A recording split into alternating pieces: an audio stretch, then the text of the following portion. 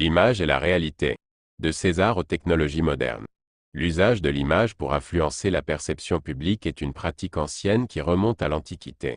L'exemple de Jules César, qui faisait poser son effigie à travers tout l'Empire romain, illustre comment les dirigeants ont toujours utilisé des représentations visuelles pour asseoir leur autorité et façonner leur image publique. Ces effigies étaient bien plus qu'une simple représentation physique. Elles constituaient une stratégie de communication visant à instaurer une présence constante et omniprésente de l'empereur dans l'esprit des citoyens. L'évolution des images. De la sculpture à l'écran. Avec l'avènement de la télévision, l'influence des images s'est multipliée. La télévision, tout comme les effigies de César, crée une réalité virtuelle qui façonne notre perception du monde.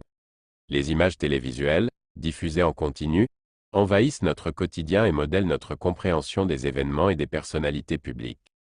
Ce pouvoir de l'image télévisuelle est à la fois fascinant et troublant, car il crée une réalité qui peut parfois être éloignée de la vérité objective. Les nouvelles technologies. Une nouvelle dimension de réalité. Les avancées technologiques récentes, telles que les hologrammes et la réalité augmentée, repoussent encore plus loin les frontières de l'image virtuelle. Ces technologies permettent de créer des représentations tridimensionnelles qui peuvent interagir avec le spectateur de manière plus immersive.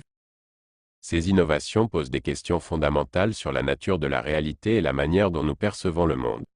Elles illustrent une continuité dans l'utilisation des images pour influencer et projeter des présences, mais avec une sophistication et une complexité accrues. Une réflexion sur le virtuel et le réel. La fascination pour ces technologies modernes rappelle que, malgré les avancées techniques, l'essence même de l'image virtuelle reste la même. Une projection de la réalité qui peut parfois être trompeuse. Comme dans l'allégorie de la caverne de Platon, où les ombres projetées sur le mur constituent la seule réalité connue des prisonniers, les images virtuelles peuvent nous donner une version déformée ou incomplète du monde. Il est essentiel de reconnaître que ces images, bien qu'impressionnantes, ne remplacent pas la complexité et la profondeur de la réalité vécue. Le passé et le présent. Un dialogue imparfait, de même qu'un miroir ne renseigne pas sur le passé. En réfléchissant à l'utilisation des images dans le passé et le présent, on pourrait se demander comment les technologies actuelles pourraient informer notre compréhension du passé. Malheureusement, aucun miroir technologique ne peut restituer fidèlement le passé dans toute sa richesse. Les images et les reconstitutions virtuelles peuvent nous donner des aperçus, mais elles sont toujours filtrées par les interprétations et les limitations techniques de leur époque.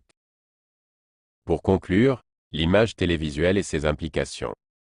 L'invitation à réfléchir sur ce que véhicule l'image télévisuelle est cruciale. Ces images ne sont pas seulement des représentations, mais des outils puissants qui influencent nos perceptions et nos opinions. Elles jouent un rôle central dans la manière dont nous comprenons et interagissons avec le monde.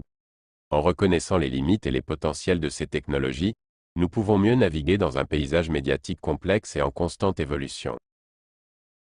En somme, l'image, qu'elle soit statuaire, télévisuelle ou holographique, continue de façonner notre réalité. En tant que spectateur et participant de cette réalité médiatisée, il est essentiel de développer un regard critique et conscient pour démêler le virtuel du réel.